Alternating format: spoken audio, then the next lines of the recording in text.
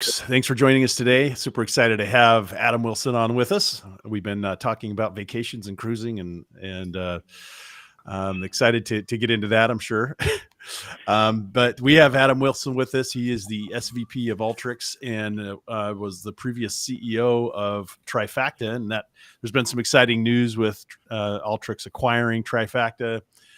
So excited to get into some of that. So to give you a little bit of a breakdown, Adam, on the audience that we have, it's pretty wide. So we go from students all the way to to solution architects and C-level folks in between. So it's pretty broad. So what I always like to start with is tell us a little bit about what the world is like. What the pains of the clients are when they don't have, say, Trifacta, or we can go into Alteryx as well. But what is the pain that's being solved here? And I always like to ask the leaders of the organizations to explain that pain, because they usually do it the best. Yeah, no, it's a great question, and thanks for having me today. Of course, it's great to reconnect and to get to share a little bit about some of the journey and what we're up to. So I mean, if you wind it back, a lot of this, what you described, kind of ties into the origin story of the company. So Trifacta actually really started as a joint research project between Berkeley and Stanford. So you had a world-renowned database professor at Berkeley that gets together with world-renowned visualization professor at Stanford, and they had a shared grad student, who was young and hungry and looking to do something entrepreneurial. And their research and I guess their early observations were that there's this often quoted statistic that 80% of any work in an analytic project is wrangling the data. And they actually were the first to quantify that. They actually, that statistic comes out of the PhD research that the Trifacta co-founder, Sean Candell, published during his time at Stanford. And what was very interesting, and of course the old joke is that it's 80% of it's data wrangling and the other 20% is complaining about the data wrangling. But the bottom line is that they really sort of looked at this and they said, why is this still so hard? Why is it that after decades of innovation and technology that this is still so incredibly painful? And their hypothesis was that maybe it's because the people who actually know the data best aren't able to do this work, that this work has become the exclusive purview of the highly technical people who understand databases and data models, but ultimately often don't have context in terms of how the data gets used to make business decisions. And unfortunately, the people who have the context often don't have either access to the data or have enough technical acumen in order to stitch it together, in the ways that they need. And so you end up in this, really frustrating, cycle where, people are being told consistently to be more data driven. Yeah. And they're like, great, I'm happy to be, if you can just give me the data and that I can use it, and then I'll get after it. Right. And so, so their idea really was initially, how can we, empower those people who know the data best to do the work?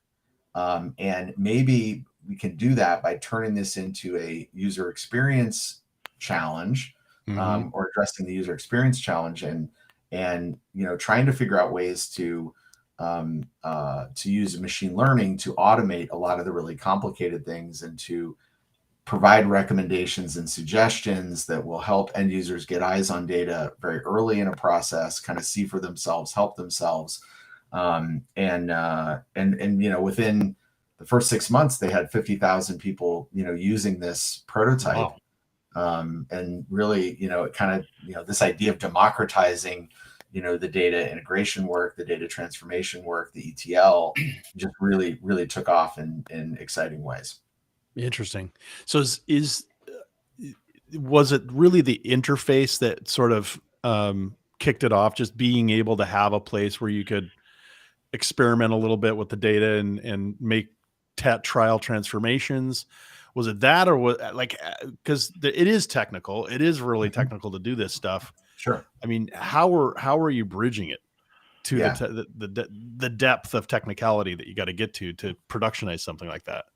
Yeah, no, I think it was really the interplay of user experience and machine learning, Okay. and the two were pretty foundational to sort of everything that came next. And it was this idea that we want to make simple things simple, and we want to make hard things possible. And in order to do that, we're going to learn from the data, and we're going to learn from how the user interacts with the data, right, in order to, again, provide recommendations and suggestions that will help them cleanse, transform, structure, shape, blend, that data together. And so the whole idea was that, if we are going to be able to reach a much broader audience of very data-driven, data-savvy professionals, but not necessarily structured programmers, we're going to have to come up with affordances that will go in, and I think it's sort of the observation that, like, every data set's not a new data set. Odds are somebody has seen something like it before.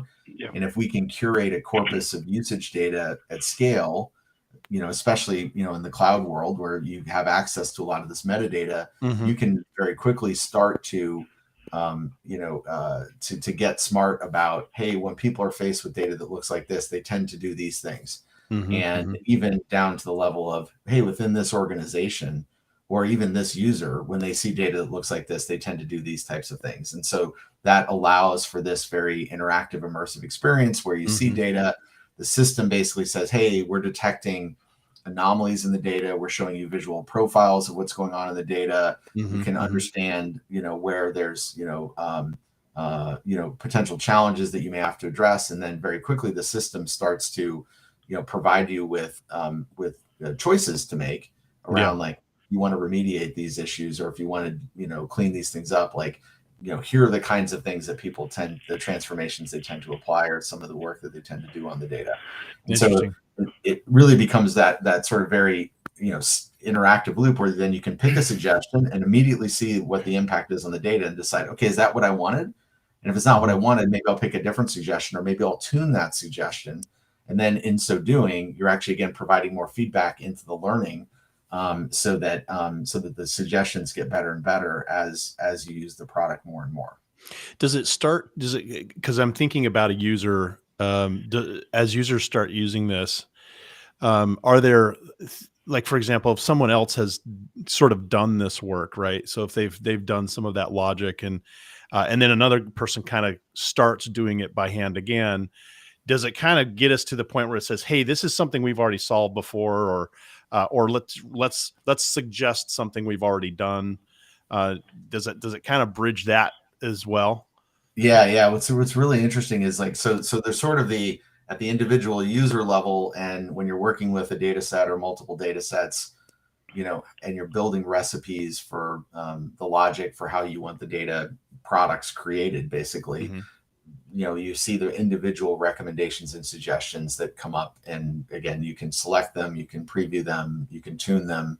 But what you're pointing out is then, okay, so once I've built some data products, or maybe those data products have been built and sanctioned by the organization as the right way to handle certain types of feeds that you're dealing with, you get to a point where the system could then start to say, hey, before you go any further, you might want to grab on to a recipe that somebody already created that solves this problem, or it could be effectively like a macro. Hey, you might want to use this macro to solve this particular challenge that you're facing, because there's assets, that have already been created and shared, through the organization or through the community, that would help speed up the process. So the whole idea is to, like, really help people collaboratively curate this data in a way that you're not just getting reuse from the recipe for your own purposes, but you're able to share those recipes.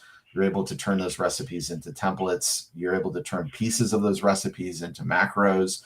And the system is smart enough to then, try to surface those things and to suggest those things, so that you're not building a lot of duplicative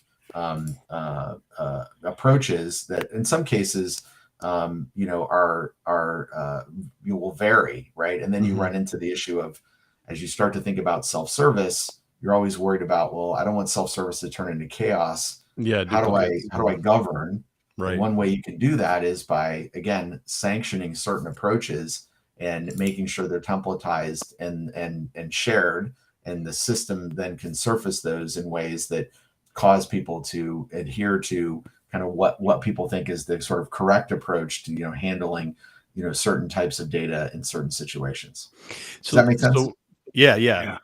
A lot of our audience is probably familiar with ETL and the typical ETL approaches, Right. and some of it's pretty self-evident how it differs. But I'd love to hear from you how you would describe its overlap and where it doesn't overlap, just so that the people can get it straight in their head. And is it, for example, a full replacement of potentially ETL tools, or do you see there being any coexistence? Yeah, I think what's interesting, and I mean, this kind of, I sort of lived this for 13 years during my tenure at Informatica. But Yeah. I think what we found was that when it came to kind of the governance, the enterprise grade scalability things that people wanted, ETL was really good at that. Mhm. But it tended to be used by very small sets of again, Very reasonably few technical people. people in central, Mhm. IT or analytic center of excellence functions. And then, on kind of the self-service data prep side, it was much more about, hey, again, get this, democratize the ETL, get Mhm. more people building data products more efficiently through clicks rather than writing specs, throwing Mhm. it over the wall, and then waiting. We worked, who said to us, they said, I have, 236 quants, in my in quantitative trading group. Yeah, yeah. And I've got 10 people that are responsible for the data lake. And we have a backlog of work that's literally measured in years. And we can't hire our way out of this problem because we don't have the budget. Even if we had the budget, it's really hard to find the talent. And we were just this constant source of frustration, this impedance mismatch between all these users that Mhm. wanted to be experimenting with data. And that's a game where, like, in if you're a quant, like, if you get to some aha faster than the next person, Right. if you're a little faster, you don't just win a little more, you win all of it for some period of time until somebody Sure. else kind of sniffs out that pattern. And so Mhm. the idea was that this is a big top line, not just an operational efficiency thing, but a big top line thing for the bank. And your data science and your algorithms are only as good as the data that you're dealing with, like your ability to onboard Mhm. new and interesting data sets to get to new and interesting insights very quickly.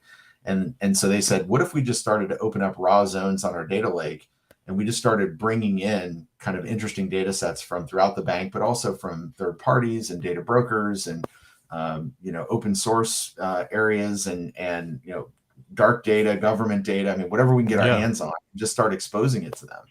And they did Mm. that. And all of a sudden now, people are able to very rapidly, iterate and very rapidly kind of get to these ahas. And so I think what was very interesting to us to see was that it was, in allowing the community to, like, really get going on this, that then you saw this explosion of interesting ideas, and you saw the Mhm. velocity of what they were doing on the algorithmic side accelerate massively. But Interesting. to your point, like, eventually that self-service piece, like at some point you want to trade on that. And these are Yeah, multi-million yeah. dollar trading decisions. And then somebody's going to say, well, listen, we're a highly regulated bank. So you have to be able to, like, show your work. How did you come up with that algorithm? Which ties back to, how was the data Interesting. manipulated that did the training of that Okay. algorithm? And so that's where the governance piece comes in. That's where the scalable, kind of ETL pieces come in. And so I think in our world, we very much started off in the early days on this mission of, it's all about end users and self-service, but very quickly Mhm. we ended up building out a lot of the ETL capabilities, the governance capabilities, a lot of the things that would allow you to operationalize at scale, all the Mhm. scaffolding that you need to do the data ops piece, to do the classic Mhm. ETL piece.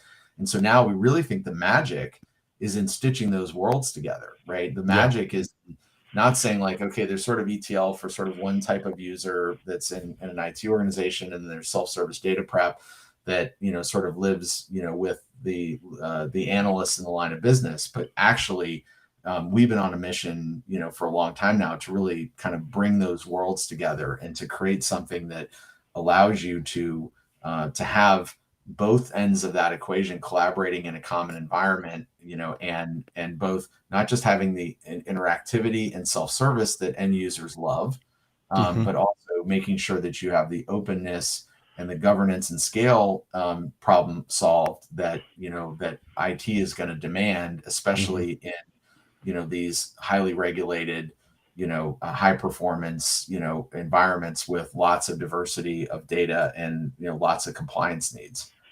It, on the data side, the database side, because when Trifacta first came out, you know, dealing with some of these slower database systems, I'm sure was a challenge. But things have changed really dramatically over just the last, I would say, 6 years or 5, Yep. 6, 7 years, right?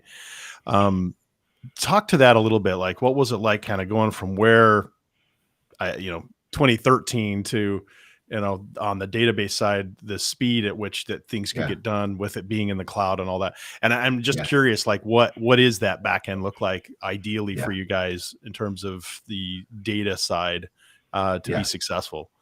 Yeah. I mean, you know, for us, this has always been, you know, a polyglot, you know, kind of approach, right? So Right. this is for Trifacta, and, you know, it's always been an ELT, you know, rather than an ETL solution, Sure. right? So our goal was never go build the best distributed compute engine, right? It's like there's lots of them to grab onto. In Yeah. fact, more today than ever before. You're right. We're going through this like really interesting explosion of new databases and new architectures right now, and a lot of purpose-built databases that are optimized for very specific workloads. And so our attitude was like, you know, great, like, you know, if there's, you know, a way, you know, to do this that's more optimal, you know, as it gets adopted broadly in the market, we'll just push down to it, right? So you can do all this work. You know, initially it was a lot around, when we founded the company, it was a lot around data lakes and Spark. And then all of a sudden, you know, you saw the SQL renaissance and cloud data warehouses come to the fore. So you had BigQuery and Snowflake. Now you're seeing data lake houses. And so, you know, starting to contend with, you know, those architectures and to provide that. We've got users who, you know, still want to do things in notebooks and want to generate Python. And so from our standpoint, you know, we want to be a decision they make that guarantees their other decisions are changeable. And so, you know, we just say, listen, whatever, you know, kind of is your preferred architecture, and wherever your data lives, you know, we'll be able to create the recipes and leverage those engines. So you don't have to, you know, move the data around in order to cleanse and transform it unless you want to, right? Yeah. And then Yeah. if Right. you do, and that's great. So Did you see that when that transition happened, where kind of people moved uh, from Hadoop on-prem, those kinds of things, to moving to the cloud? Did that have a big sea change for you guys in terms of the size of you know, data sets and user bases that you could service? I don't know that it changed the size of the data. I mean, we were always dealing with really large, you know, highly diverse data sets. I think what was very interesting for us, and the big aha as we really moved to cloud and SaaS fully, was we recognized that a lot of the first people to establish these new modern cloud data warehouse or cloud data lake architectures tended to skew more technical. That the analysts that we'd historically been dealing with, you know, typically were not going to be the early adopters. You know, they were going to say, listen, all this new infrastructure sounds super interesting, but, you know, until you Yeah. can sort of tell me how it works and you know, prove to me that it's going to, you know, make my life better, or help me get to better answers than I could get to before, you know, I'm not interested. And that was a Right. little bit of a wake up call for us, where we all of a sudden said, hey, wait a minute, like this, you know, data engineer persona they're the people who are going to prove a lot of this technology. They're the ones who are going to set up the initial pipelines. They're the ones who are going to do the initial data modeling. They're the ones who are going to build the first data products and start to merchandise those throughout the organization. And so we need to spend more time with them, and we need to figure out what we can do to get them excited. And what was very interesting was that, they like the idea of, having visual profiling and having, data quality, adaptive data quality capabilities that would sort of have the data sets suggest their own data cleansing rules and things of that nature. They thought those things were really interesting, but they also came back and said, hey, because we're sort of first to establish these new environments, we have to contend with a lot of complexity. And sometimes we need to write some code. And so that for us was a fundamental shift from what started out as pretty much a no-code solution to embracing code and making sure that, like, hey, if you need to write some SQL, or if you need to create some user-defined functions, or if you need to handle some of that long tail complexity that invariably lives in these highly complex, environments, great. Like, there's a way for you to do that, and you don't get stuck. And so when did that transition happen? Was that recent or? No, I mean, we actually began that journey, probably, I don't know, it was probably 3 or 4 years ago. Okay.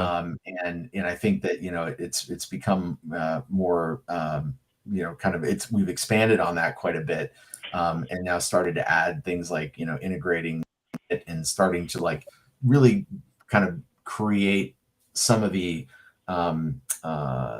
infrastructure and the integrations that, if you are someone who wants to write code or live at the command line, that you would sort of expect in a proper SDLC process. And when you start thinking about, like, okay, I want to make sure that that persona can also collaborate with the analysts that they're working closely with. But they're going to have some special requirements around tool chain, around approach, because they have a specific way of working. And it's not that they're anti doing things in a graphical interface or in a metadata driven way, but they just need a way to, to leverage their skill set to contend with some of the more complicated things that they invariably will deal with, especially as they're standing up these, net new environments. Now, when Trifacta started with that research project, ultimately it became a company, and went from 0 to 1 as a customer. Can you talk to that a little bit, like the first customer experience, or was it just a barrage, and, like, the first customer might even be unknown because there was so many that kind of started? Yeah. Well, it's so again, the research prototype, had 50,000 users. So it was almost before anything. So this got is started. no licensing, just like a open source. It was an open source thing. Outcropping of a PhD thesis. I remember when that came out. Actually, I remember. Yeah. I used it. I was user number 3. Yeah, I remember. Nice. Yeah. So, Jared, the answer to your question is it was arcadey. Yeah. But how did it transition to being, okay, now there's going to be money moving, and right. When did that happen? Yeah, our friends in the venture community sort of saw that growth and that energy, and very quickly, our good buddies at Excel and Greylock and others came knocking and said, "Hey, we think there's a real company here, not just an academic, project." Yeah. And at the time, this is now almost 10 years ago, the beachhead, for the business was like, "Hey, there's, like, all this, this scale and complexity that these data lakes imply. Like, traditional tool chain just will not work." Right. Like, it did not contemplate any of this. And so, the idea was, like, go build something that from the ground up, like, understands that that's the game now, and optimizes for that infrastructure and for that diversity and scale. And so, again, from day one, it was, let the users who know the data best do the work, but it was also, like, leverage these, data lakes to do the processing, to do the storage, to push everything down so that you don't have to worry about, that end of the equation, right? Like really, for us, that was a pretty meaningful architectural decision. And then cloud just kind of amplified that as we went along. It's like the big thing that, sort of shifted for us around cloud was, Google came knocking. And Google said, "Hey, we love what you're doing. We think it's amazing, and we need it because people are complaining in particular about, how if their data quality is bad, their machine learning and their analytics may be worthless. So we got to give them an answer, and we want that answer to be trifacta. But we're going to put Google's brand on it, take it to market as Google Cloud Data Prep." And so that then fast forwarded everything we were doing around SQL and everything we were doing around cloud and SaaS. And became like a meaningful accelerant to our business broadly. When did that happen? That was about so I want to say that was also about the same time. That was about 5 years ago. So that nice. Some of those things we were kind of a lot of of transition, like amazing transition. And like there's some burn the boats moments in there too. Hey, we're a cloud company now. Exactly. And we're going to price and package differently. We're going to engage our customers differently. We're going to organize differently. We're going to optimize for different skills within the team. Like, I mean, that was that was a whole body experience for the entire company to really embrace that. Cause I think we really saw the opportunity and we saw the ability to, we always felt like democratization was the thing. Well, it's like, well, if that's the thing, then anything you can do to get out from under some of the infrastructure frictions, helps speed that process up. And so we looked at that pretty holistically and we said, we want a pricing and packaging model where people can deploy this broadly and not stress about the economic frictions. We want, to get out from under the infrastructure. We want to make sure that, the user experience continues to be something that can democratize, but then very quickly we also, sort of recognize that in the larger enterprises, you're still going to have to maintain this idea of, the business and IT collaboration and curating these things at scale together so that, you got to carry forward a lot of the governance, pieces too, in order to make the case that you can continue to be allowed to self-serve. So how deeply did you burn those boats? Did you get rid of the any install applications, or do you still keep some of those? No, I mean, it's obviously, a lot of on-prem data lake deployments, today that, are wildly successful doing, really important things. And, one of our deployments, was responsible for really shrinking the time from inception of a new drug to FDA approval, which then, played directly into what's going on with, COVID right now in the world, where it's like, rather than that being an 8 to 10 year process, how can that be a 1 to 2 year process, or in some cases even faster than that? And so, and that was all about giving the scientists, not data scientists, but the chemists, the ability to like work with this data because they understand what the codes mean and they want to take the real world evidence and pull that together with assay data, other clinical data, medical record data, other things that they're doing. And so, those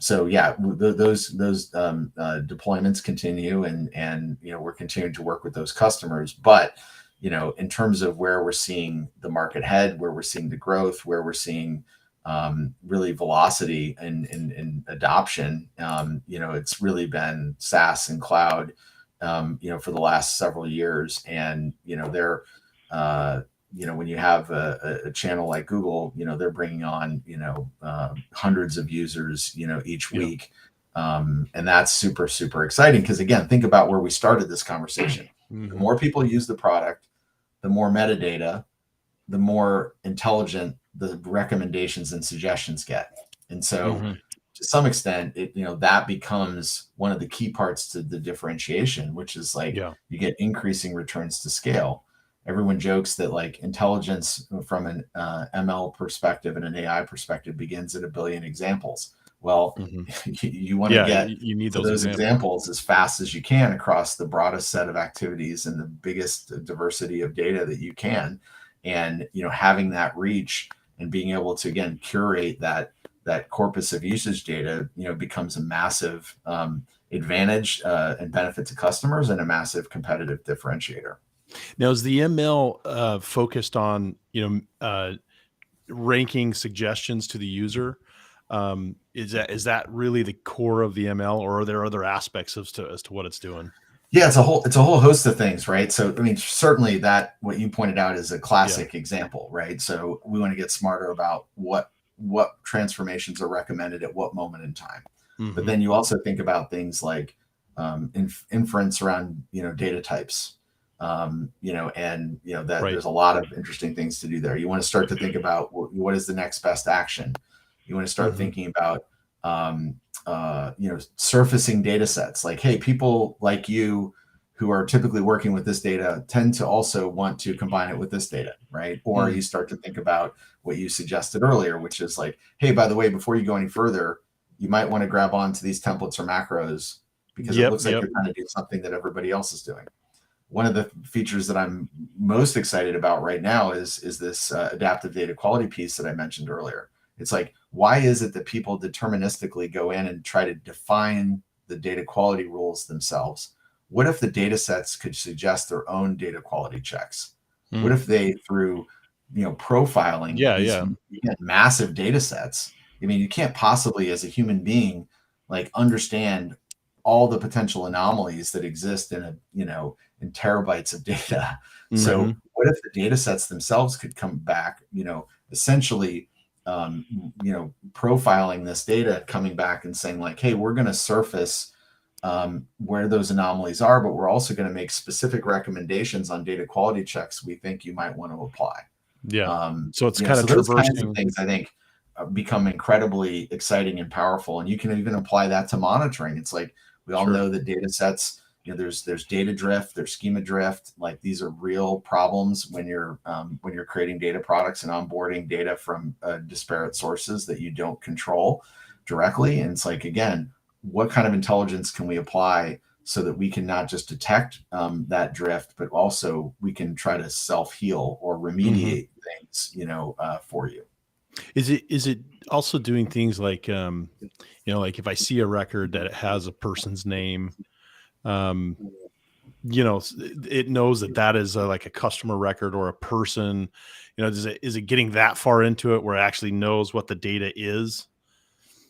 Yeah, I mean, that there's elements of that as we do the type inference, and start to, because the minute you start typing in a more, in a kind of a more specific way, that affords you the opportunity, again, to do a lot more interesting things when it comes to recommendations and suggestions, when it comes to data quality checks. If you know that's a URL, or if you know that's a person, there's probably, things that you can or would do with that data than, if it's, just more of a technical data type, and, or an unspecified one, especially as you're dealing with like unstructured or semi-structured data. And again, that's one of the things that, that I always love to demo, is like, you first start off and you say, hey, increasingly more and more of the world is unstructured or semi-structured. So let's look at some log data. And you bring it in, and immediately you see row and column breaking. Immediately it starts to like look more familiar as something that's more approachable. And then you immediately start to see inference of all the data types where there was no metadata to grab onto. And that alone is like a massive time saver. And then you start to see the profiles with all the binning, and you start to see where there's extreme values and where there's missing values and mismatched values. And then the recommendations kick in and start saying, hey, these are things that you probably want to like take a closer look at. Maybe you want to clean them up. You can start to like remediate things to standardize in specific patterns. There's some really cool stuff where you can go in and do transformation by example. So if you just say like, hey, I don't want to like pick a rule. What I want to do is just give you an example. I want all the data in this column to look like this format. And you can just type in that format, and the system will say, oh, great.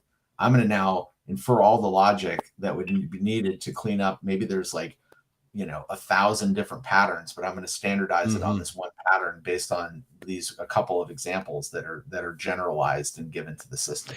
Does So it that's give the, me that's those? the approach.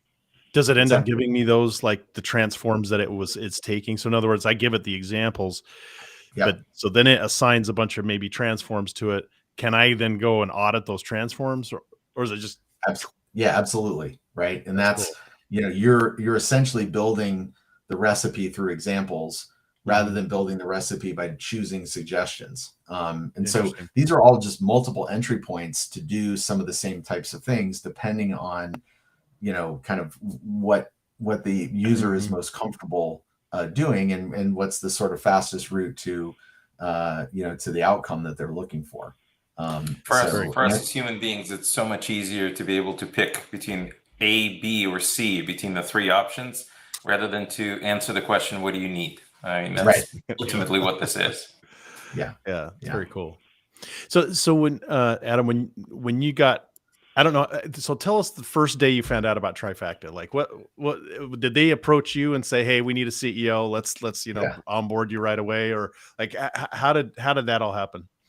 Yeah, well, when I joined, there were no customers, no revenue, right? So it was just like an amazing idea and an amazing group of people and an amazing opportunity. And I'd seen firsthand, when I worked at Informatica, I was like, we would often go out and we'd talk to the users and we'd say, so tell us what people are doing with the data, that you're warehousing. And they kind of look at you and they're like, I don't know. I guess fast.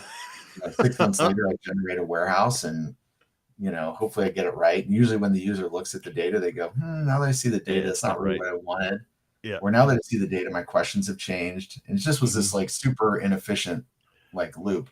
And a lot of the users were just like, we're just building pipeline after pipeline, right? And it was just sort of this like, how do we break this cycle? It's like, like at Trifacta, we always like to joke that we are very proudly data janitors.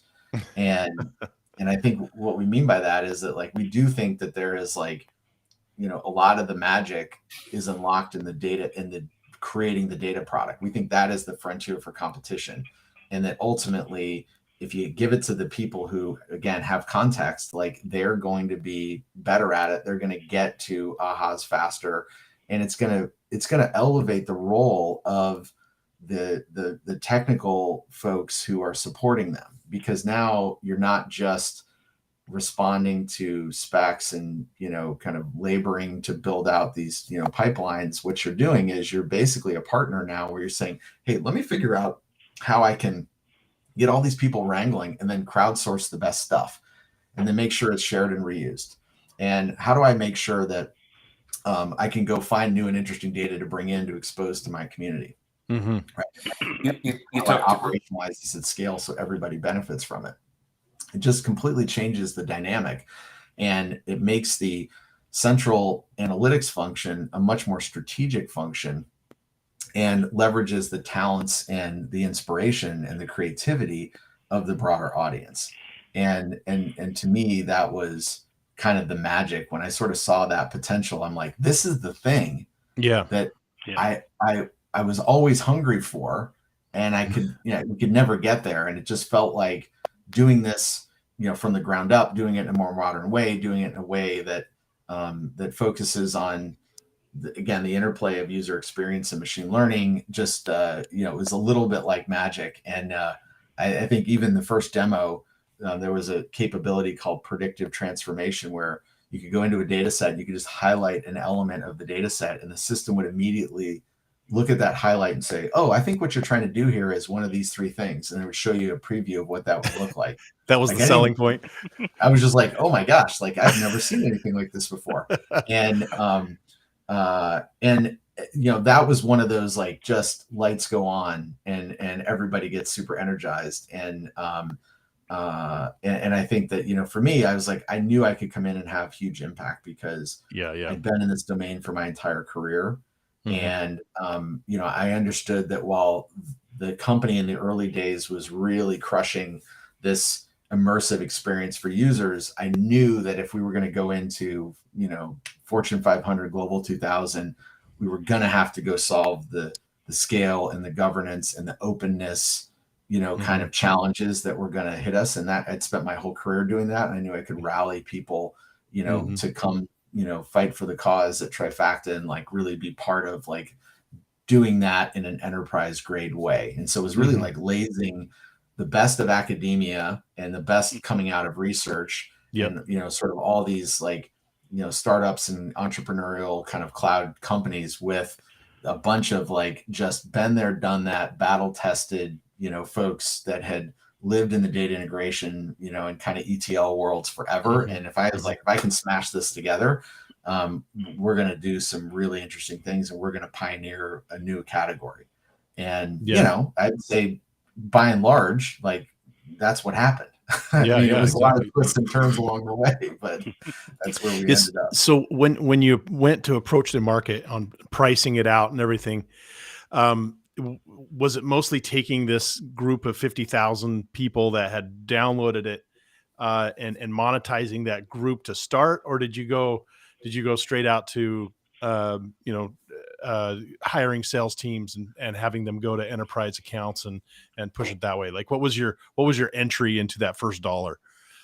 Yeah, well, if you again think a little bit about, you always have to wind the tape back to like what was going on in the world at that moment. And while we had this like really interesting raving fan kind of user base, we created a free product for them because again, it was all about get the usage data so that we can get smarter and smarter. And we sort of just said, park that for a bit. And we immediately said, hey, for these data lakes where people are really struggling, it's like, if they don't get users and use cases on these data lakes, all they did was they just bought cheaper storage and processing, and all they're doing is offloading Teradata mainframe, and you get a one-time win, from doing that, and then somebody says, but where's this new, like all this value add, all this like agility that we're supposed to get, like, where is that?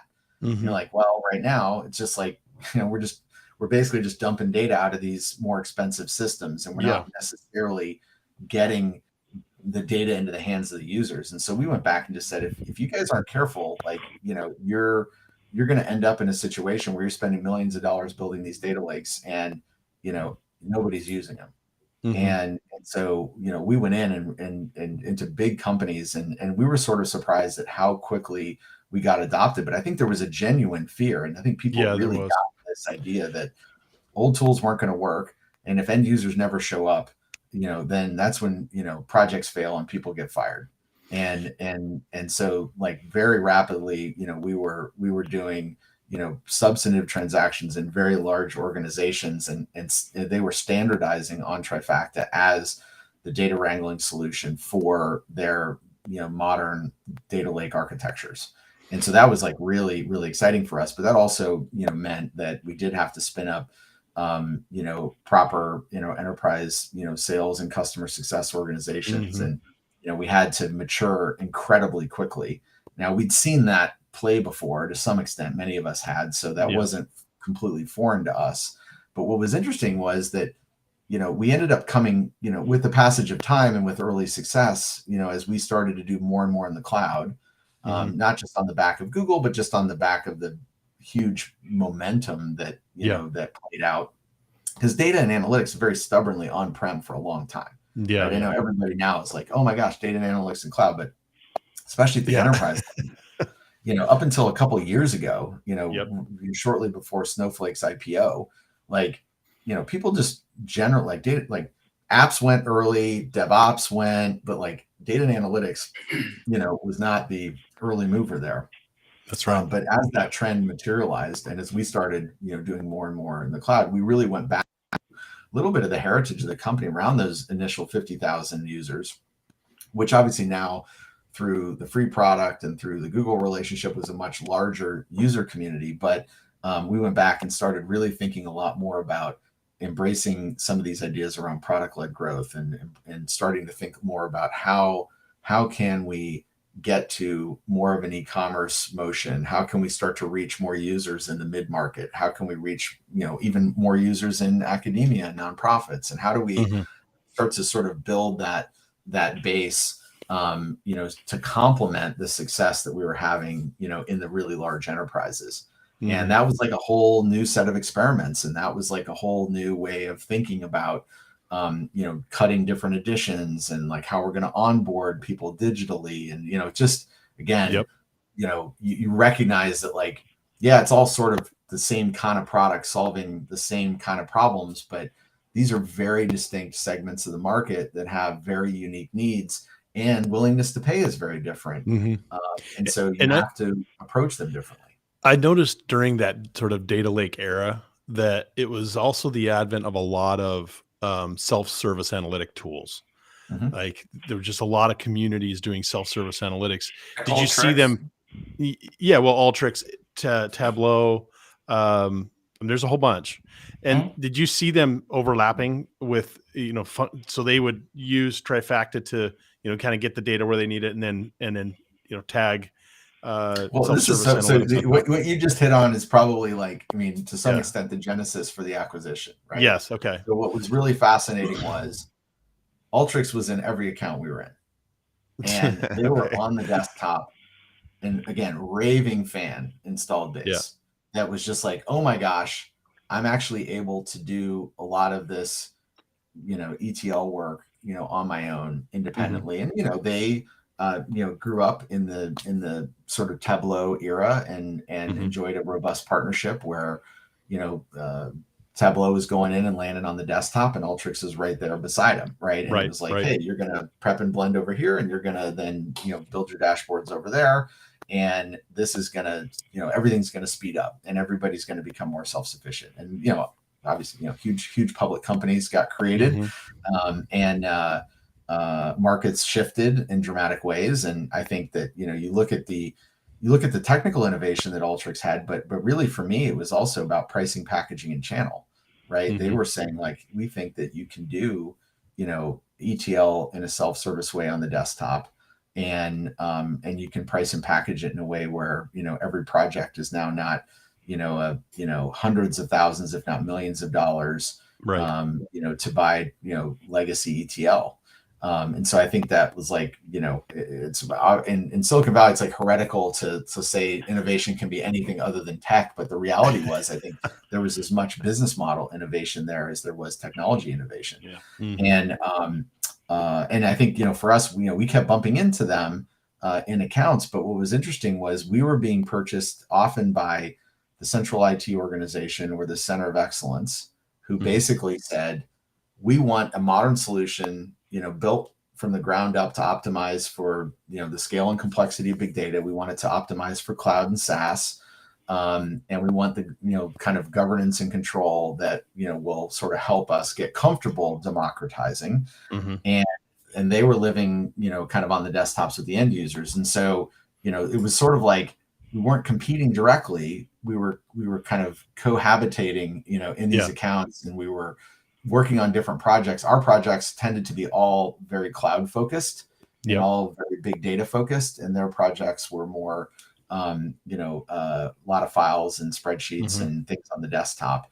And, when I got together with Mark, the CEO at Alteryx, we sort of talked about, all these places where we're like, we kind of keep seeing each other, but we're not directly competing with each other. So that's really fascinating. Like, why is that? And when I thought about like what our biggest challenge was, it was like, hey, we're still a relatively small company, and it's like awareness and distribution matters a ton.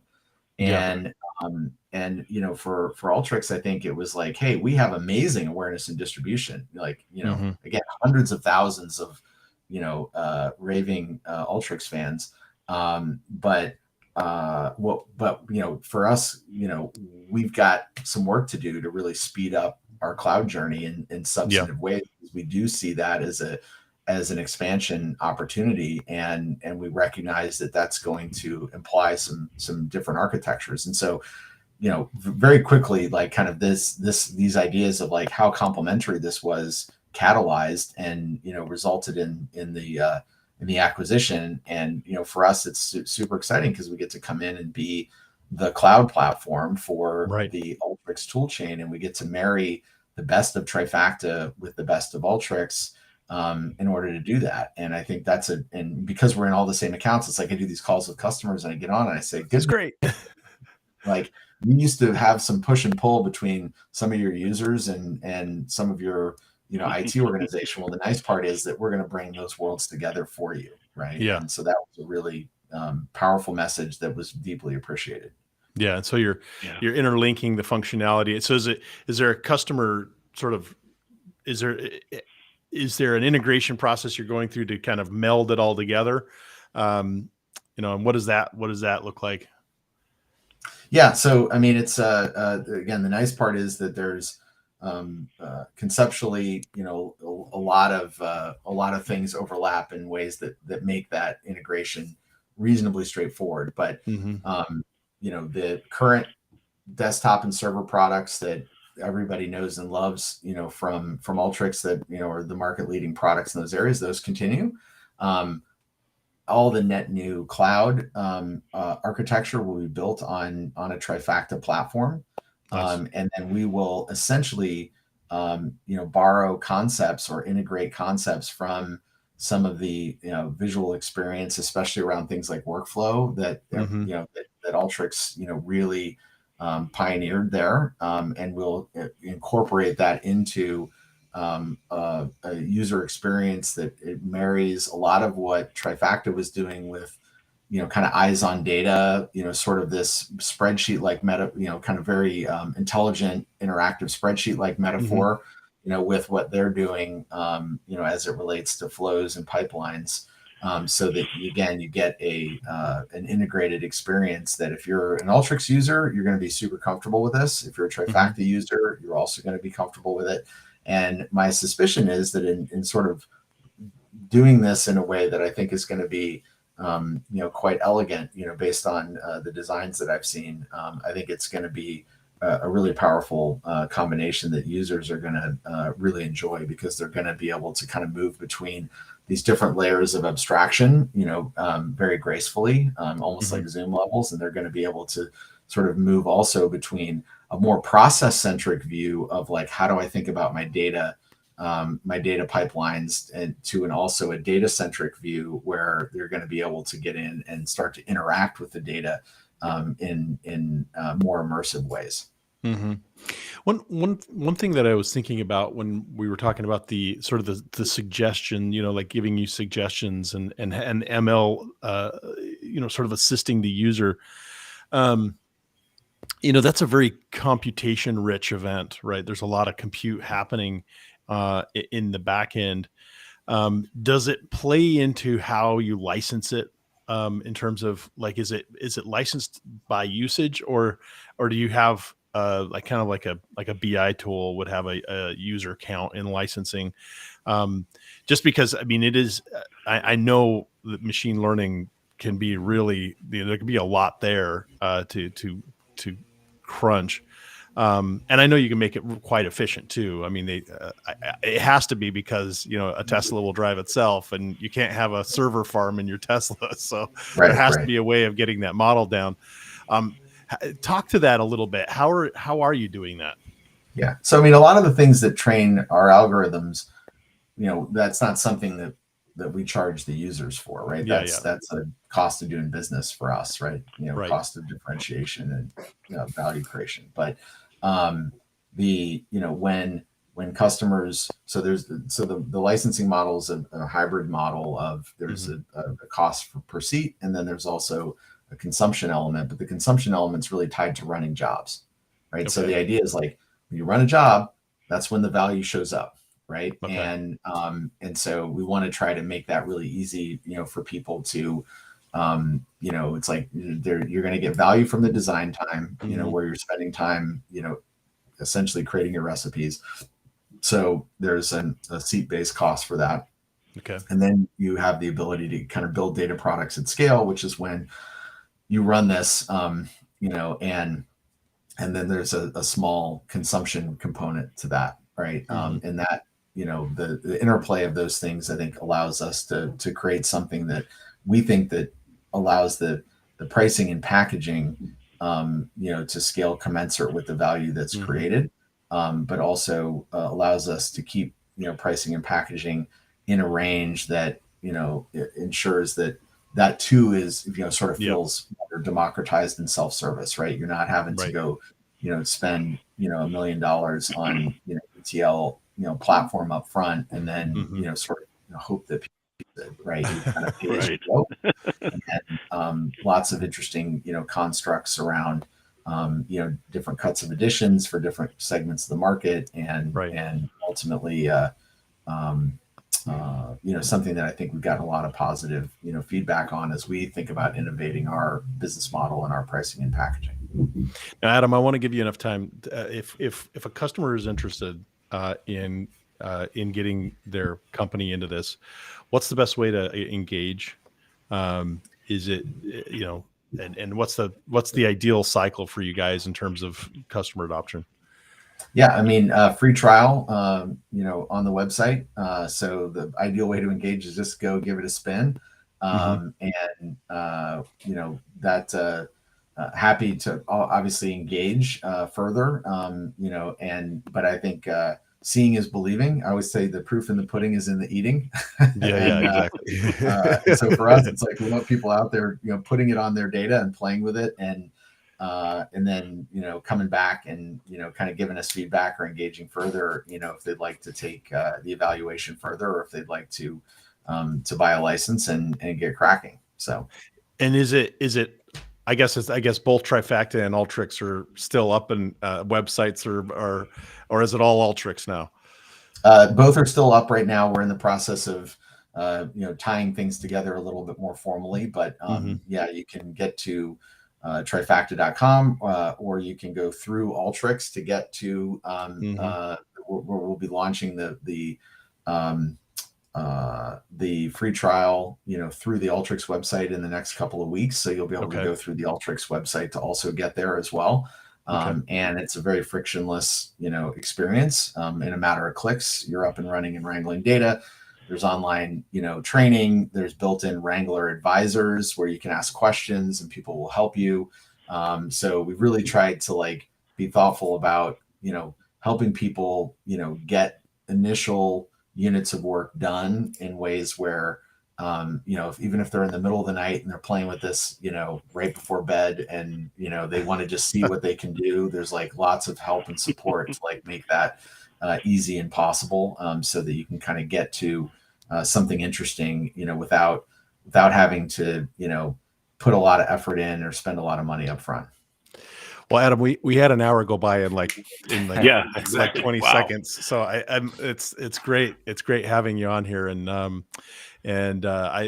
definitely be looking into Trifacta and encourage everybody to get your hands on it and try it out. I think it, especially now when the mobility of data is so high and you can get it in the cloud and access it quickly. It's great to have tools that kind of follow that cadence for a user. Yeah. So. Absolutely. Very well, good. I want to say thanks for having me. It's been a fun discussion. It's great to reconnect, and after many years, and yes, looking forward to partnering. Likewise. Thanks so much. Great.